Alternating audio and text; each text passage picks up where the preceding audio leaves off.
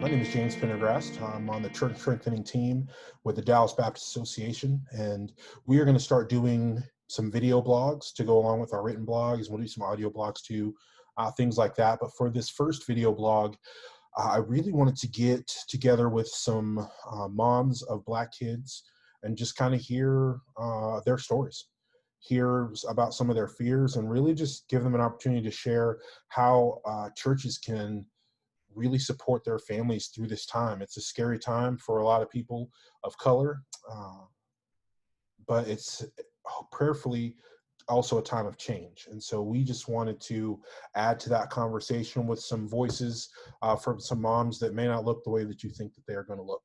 So I hope that you enjoy this first video blog. We hope to have some more of different topics and varying topics, but this was one that I was real proud of to do first.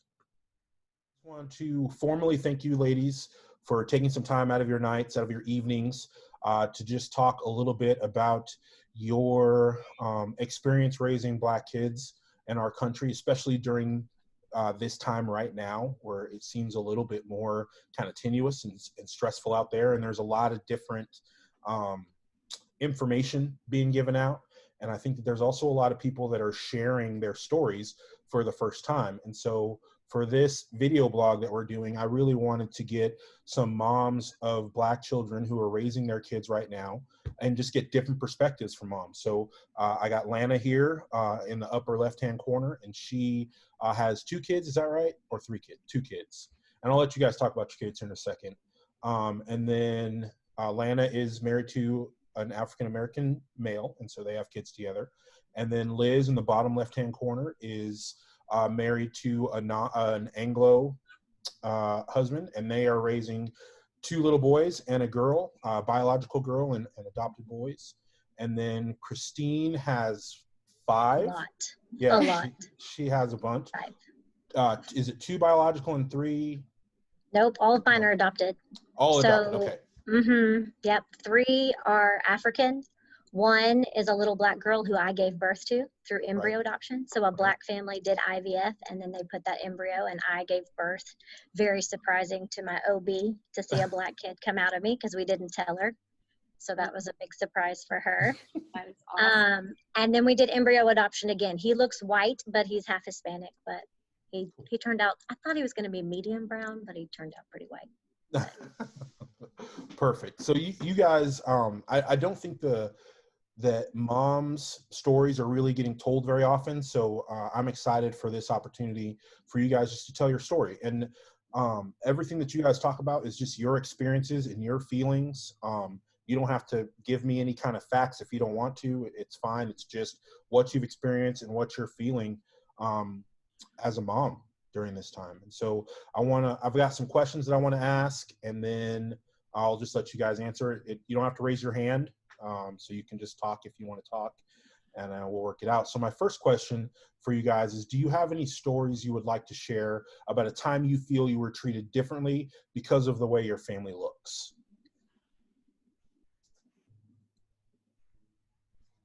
You do have to talk, though. So someone has to talk. My problem is if I start talking, then you might not get me to stop talking.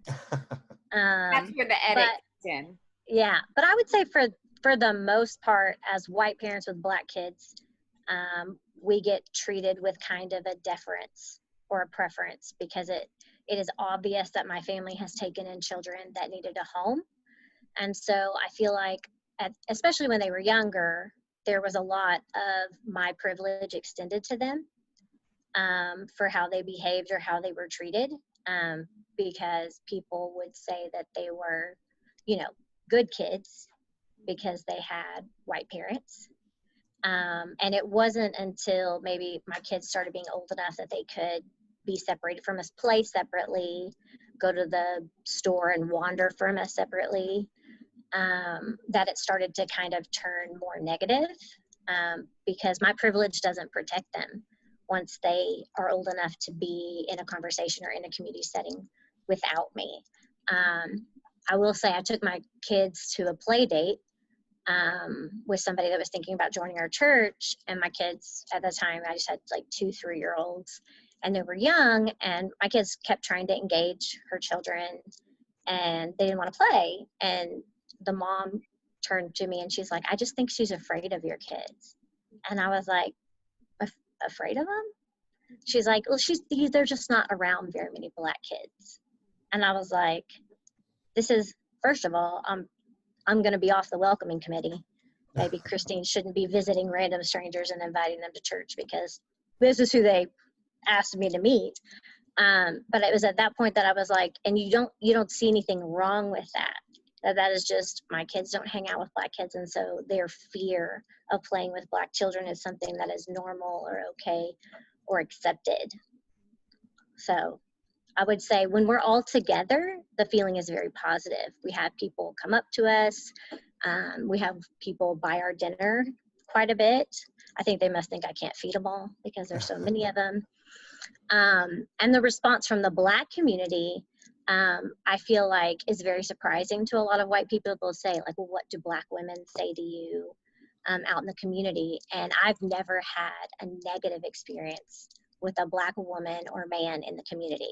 They have seen me in the Black hair care aisle and have come up and been like, do you know what you need to try? Like, do you need help? They have come up to me and said, you know, I know that, you know, you're doing something that needs to be done. We appreciate you. It has been overwhelmingly positive. So I would say that we've had mostly good experiences as a family, but I'm starting to get preteen boys who are in the community and on their own, the experiences have kind of shifted. Right. What about you got other two? Yeah, I would say that's very similar for my experience. Like, as a whole, I think if we have 1,000 interactions with people, maybe I've had 1 or 2 that I felt anything but like people were from both the Black and the white, like people just full of kindness and grace. I feel like I've, tried to humble myself, and, if I see somebody in the hair care aisle and I'm like, I have no idea. And, I'll say, I don't know. Can you help me? And I mean, I feel like people have been,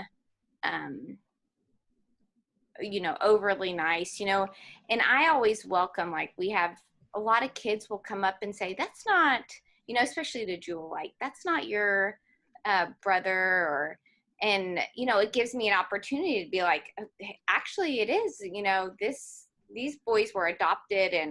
And so I feel like for the most part, like, kids will just ask, and I welcome that. It's like the parents that don't speak up and say, hey, this is actually, how that happened, or, shield their kids from talking. That's when it's hard for me. And I feel like people are just, for the most part, have been really kind to our boys. And, they've had a few people say things, or, as they get older on the soccer team, we've had a few other of their teammates say things that we've just addressed, and we've addressed with our boys and with the coach, and try to model love and grace for people, but also sticking up for them, and wanting to educate our boys, ourselves, others, as best as we can. That's great. I would say my experience has been a bit different. We relocated from South Texas here to the DFW area because in South Texas, anytime we went somewhere as a family, we were sort of gawked at, and just sort of very strange stares, people wanting to touch my children because they were Black, because they hadn't seen Black children down there before. They wanted to recite things over our children, which wasn't Christian things they wanted to recite over them, because they just were such an anomaly. And so as parents, my husband and I felt that wasn't a very positive or conducive environment for our kids to grow up in, where they were just such a different, almost anomaly in that environment, which is why we chose to move to the Dallas-Fort Worth area. And then when I saw the question in the email, I was reminded of when we first did come to this area, and we were paired with a realtor, and we were looking for a place to rent, just so that we could get a feel and figure out where we wanted to land as a family. And that particular realtor only showed us places that were what we now know are the ghetto. And so at the time, because we didn't know Dallas Fort Worth well, we just thought she was just showing us homes in our price range. But as we sort of took a look, once we got to know the area, we realized she only showed us those particular places. So it seemed as though she looked at us as a family and decided, this is the decision I'm going to make for you all, without sort of taking in our input. When we did decide to sort of find a place to land as a family, I would say it was definitely a conversation looking for an area that was multicultural, so that our children wouldn't necessarily stand out and would see children that looked like them. And so now that we are in this area, our interactions with the other kids, with the play dates, are very positive, because there are other kids that look like them. They're not necessarily someone that they've never seen before, the way they experienced before. So I'd say that aspect, once we moved out of where we were staying in Dallas Fort Worth when we first came here, now have been more positive and along the lines of what we were looking for. That's great. So before we get to my next question, I just wanted to ask a question for Christine and Liz. Do you guys have any Black neighbors or friends or people that your children hang out with on any kind of regular basis? Yeah, so I speak on transracial adoption and how parents need to prepare their children. That's part of what I do. And we always say that, there's things that I can't teach my child about being Black. And if they don't have those racial mirrors, they're going to be lacking in that area. When they already have an initial loss of being adopted, you compound that when you give them parents that don't share their cultural considerations. So like my kids go to Black VBS. We visit the Black church on a regular schedule. The Black pastor calls us on a weekly basis and checks on our family. We moved churches and chose a church that had Black leadership, that had Black members, because, I've been doing this for 10 years. And so I need those people to speak life into my children. They need to see people that look like them. I remember one day my daughter, it was wash day, which is, a whole thing. And she was wearing her hair free. That's the day she gets to wear her hair free to church. And my friend showed up to church and had the same twist out that she did. And she just ran over to her and she was like, Mom, she looks just like me. And I'm like, if we had been in an all white space, she wouldn't be seeing Black women who love themselves, who love the way they look, who appreciate it. And I always joke about, when I was loading up my boys for Black VBS, they were like, we don't want to go to Black VBS.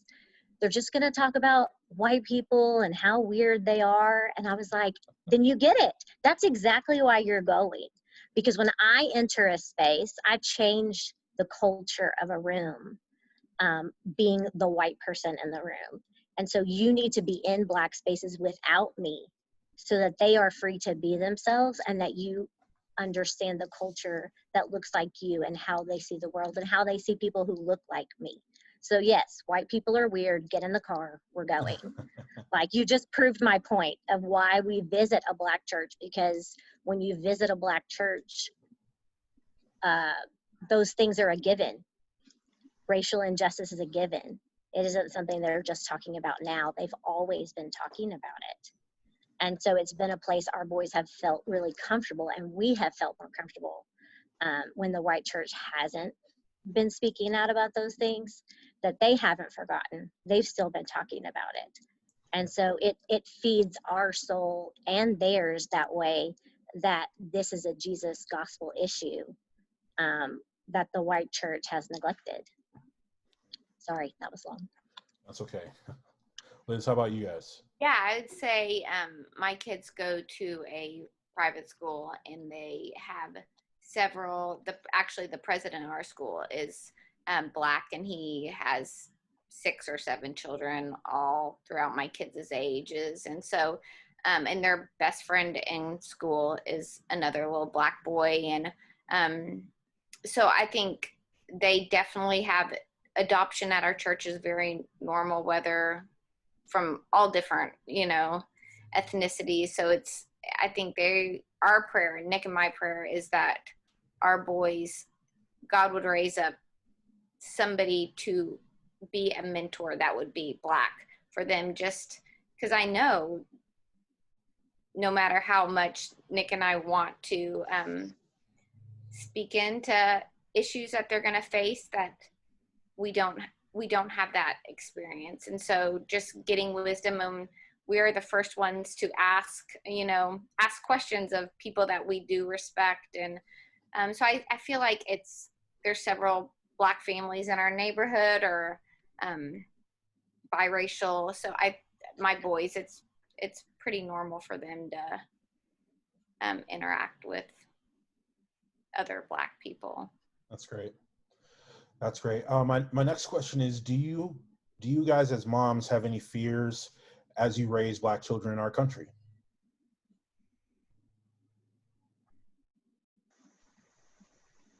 I think my fear is just being naive, and my eyes have been opened a lot these last couple months, never wanting to be naive, but not realizing that this to the degree was going on. I knew that racism was going on, but not necessarily knowing the degree. And I was at the dentist the other day, and the hygienist was black, and she was said something, and all this emotion, just the sweetest lady, but all this emotion came regarding the race stuff. And I was just like, Lord, how have I missed so much of this? So I think right now I'm just like asking questions and wanting to learn. Like, I feel like I'm like, in a lot of ways, just like, okay, God, I've got one chance, and I want to do this right and raise my kids, and, not, I don't want them to use this as a crutch. I want them to be strong men of God, but I also want to give them a voice. And so just really wanting to learn and asking the Spirit to open my own eyes where I've been blind is, I can't even remember the question you asked, but Just any fears. That's you. yeah, just being too naive. Like, I'm not afraid to speak up, but help me to know what, I don't know, when, and I don't know. Yeah, no, that's great. It's hard. I mean, it's hard. It's hard for us to raise our voice. My kids are 14, 11, and 2. And so it's a hard, difficult thing. I know. What about the other two ladies? Any fears? I would say I have a lot of fears. My kids are younger, they're 4 and 6. But for example, my son, when he was in kindergarten, they did that community helpers unit. And they talk about firefighters and policemen and all the people in our community that are there to help. And you should go to the police if you have a question, if you're lost, if you're scared, if you're confused. And so hearing him come home and tell me these things, it's difficult because, yes, technically most police, if you go to them and you ask them questions, they are going to be there to help you. But there are others that aren't going to be there to help you just because of how you look.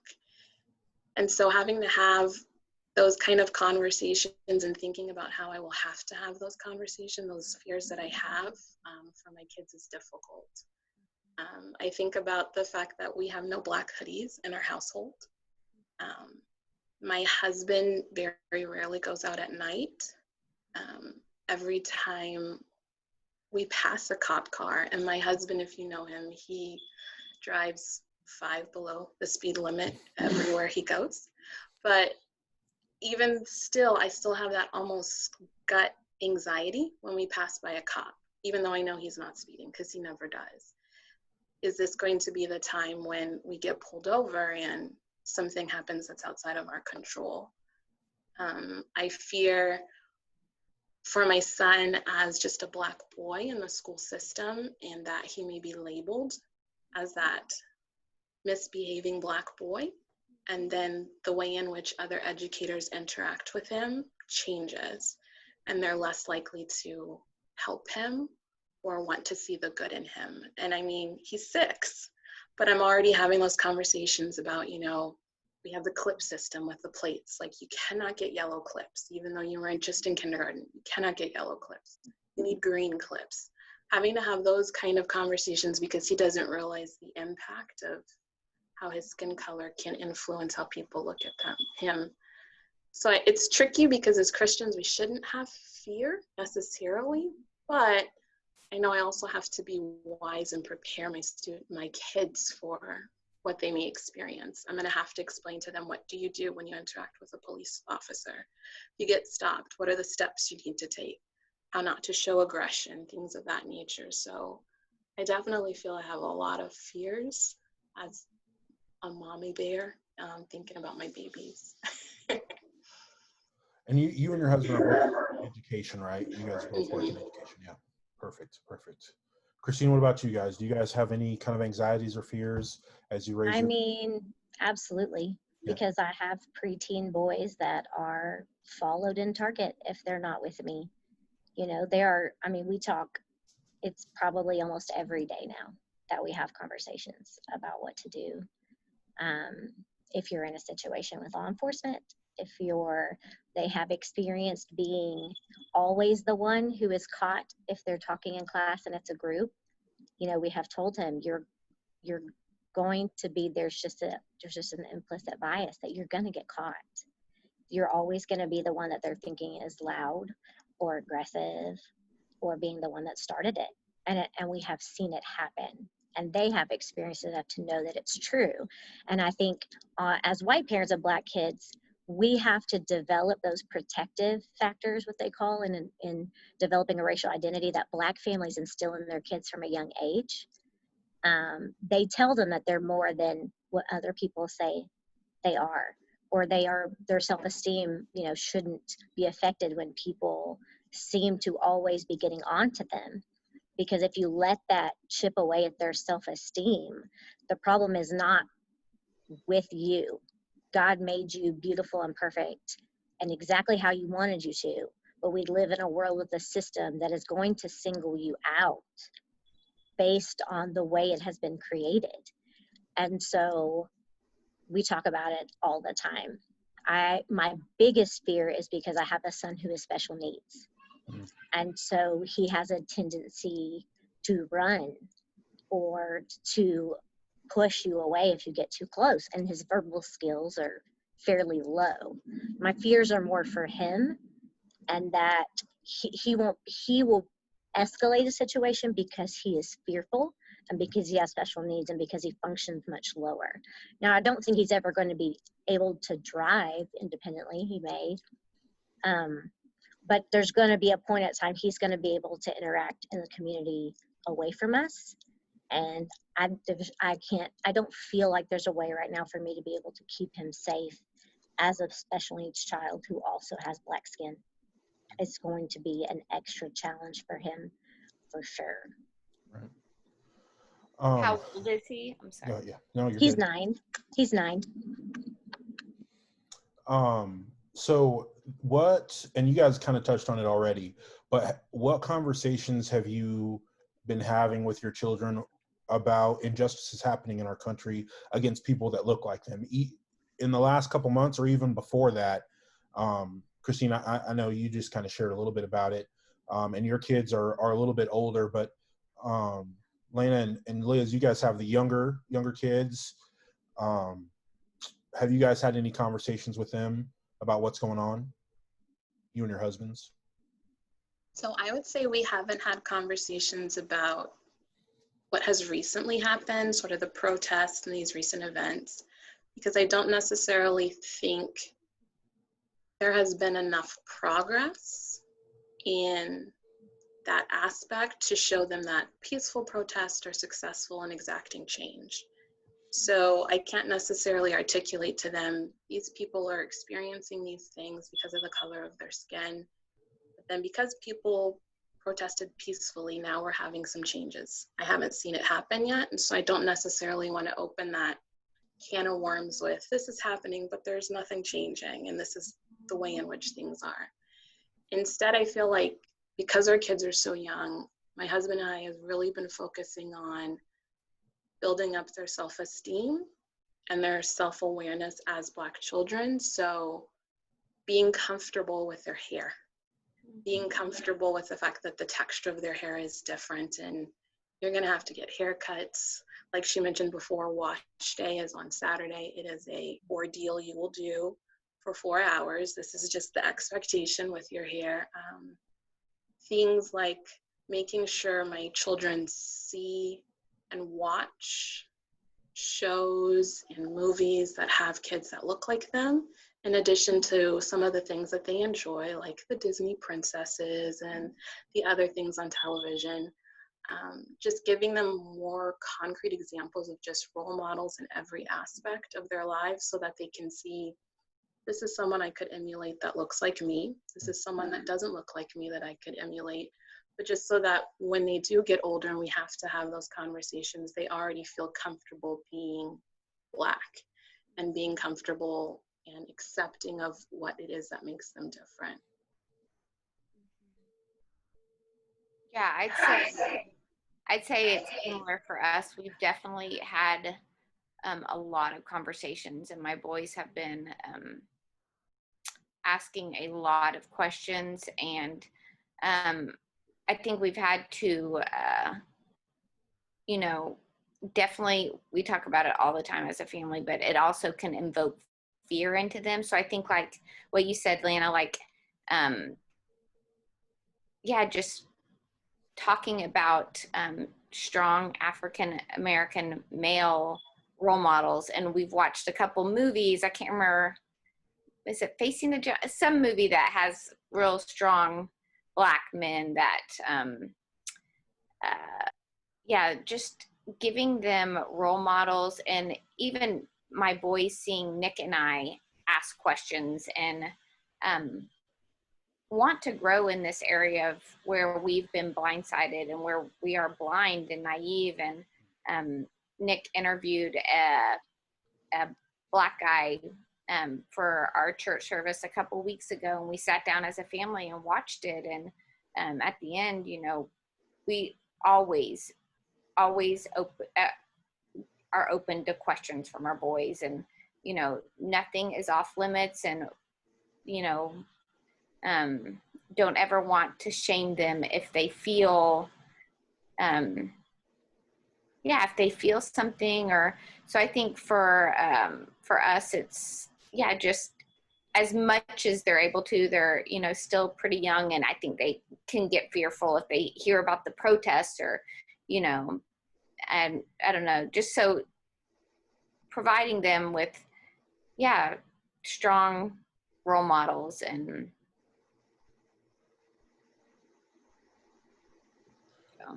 That's great. In our house, Black Panther is a huge hit. The boys love him. They're into superheroes, and so we have been watching all the Marvel movies in order. And Black Panther's kind of towards the back. And man, their eyes were big, and they were so excited when he walked out in his suit. They were like, "Oh!" So, having those things for them is important. I think is for me too. Yeah. Even though I like to consider myself a strong Black man good influence in their life.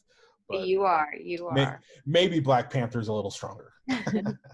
I will say we probably have a lot more honest conversations because I have an almost 12-year-old. Right. And Black kids are implicitly going to be seen as older.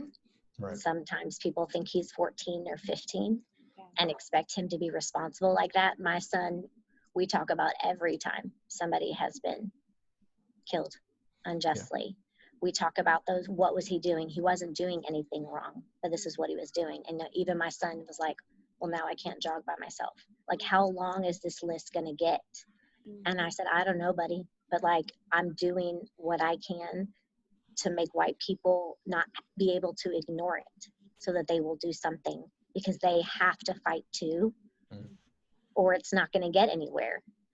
And so, but that's also taking into account he's very emotionally mature and also, when you have an adoptive family, I spend a lot of time counseling families about telling your kids their stories. My kids have some incredibly hard tragedies in their story, and we are upfront and honest about that from the minute they came into our house. And so we talk about hard things. We don't get to, because you can look at my kids and you know that they had a great loss before they came to us.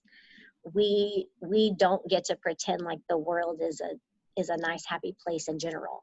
You know, they lost their families, and that's how they became part of ours. And so hard conversations are something that we try to do early and often. And so for my oldest, it's just very natural to be able to talk to those things. Now, I have one 9-year-old who's more anxious, who's fearful, who gets scared. And those conversations aren't appropriate for him yet, because the worry would outweigh the protective measures for him. So I think it can depend on the kid. My oldest is very mature. And I know when I say they wanted to ride their bikes with their Nerf guns and bandanas around their noses with their hoodies. And I'm like, you can't. Your white friends can, but no, you cannot. And I'm sorry. I wish it wasn't that way, and it's not right that it's that way, and which should be different. But this is something I can do to keep you safe, and you have to kind of keep a checklist of things that will hopefully keep you from having some kind of encounter that you could be hurt. I have a friend that she has an adopted black boy, and I saw her at the grocery store maybe a week ago, and I just was like, how are you processing it? Her husband is actually a policeman, and she was like, oh, we didn't tell our son anything. He went away to camp, and people were asking him, like, have you heard about what's going on? And he hadn't heard. And I think it was very hurtful to her son. And so I feel like I'm thankful my husband probably errs on the side of over talking about it. Like, even when I'm like, oh, if we don't talk about it, then it's not going on. But I'm so thankful he approaches those things head on, and isn't scared to. Yeah, I feel like if we've erred on any side, it's probably oversharing and over like, hey, this is not the way we like it, but this is what's going on. And, you know, we're mom and dad are learning. We want to grow. And so. Yeah, it's hard to know how much to it depends on each individual kid. Christine, you were kind of hinting towards this, on how much you share, and when, and no one can, and there's not a wrong answer. I mean, I have a 14-year-old, and so we are able to be a lot more open about what's going on than I even do with my 11-year-old, just because of their maturity levels are so far different. And so I think the important thing is having conversation, and then trusting that you're doing the right thing for your kids, and that's really it. Couple more questions. We have a few minutes. I wanted to make sure that I did ask how your local church, and Liz, I know that your husband is one of the pastors at your church, but how can your church, or what would you like to see your church, how would you like to see your church support families like yours better? I feel like that churches are missing it a lot, and not supporting families, whether they are families of color or families with people of color in them. I just don't feel like they're supporting them as well as they could. So as moms of children of color, how can the church support you guys better?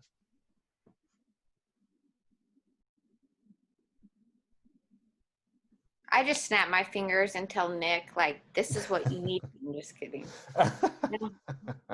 I think like I said, our church has several families that have, you know, adopted Black children.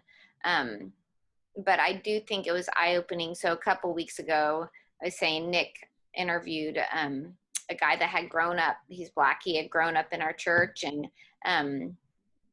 just his experience, even at our church, was very eye-opening. How he felt prejudice is against him from different kids in the youth group, and it was heartbreaking. that, you know, kids that, yeah, that I know that were unkind to him, or parents not wanting. So I think just, I don't, educating, like, you know,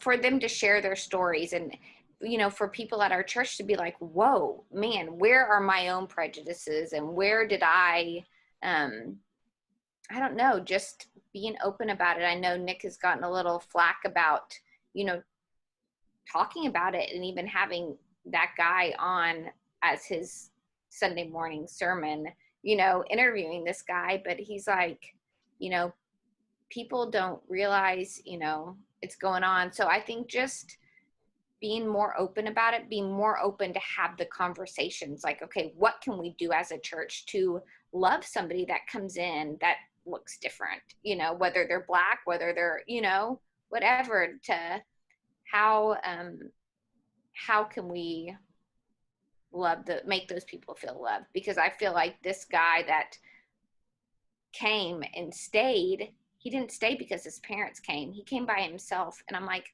he's my hero, that you endured, not everybody, most people were kind, but that you endured prejudice and came to a predominantly white church and stayed. I just feel like, I think that's amazing, because I think the second that I would have felt that, I would have been somewhere else, you know.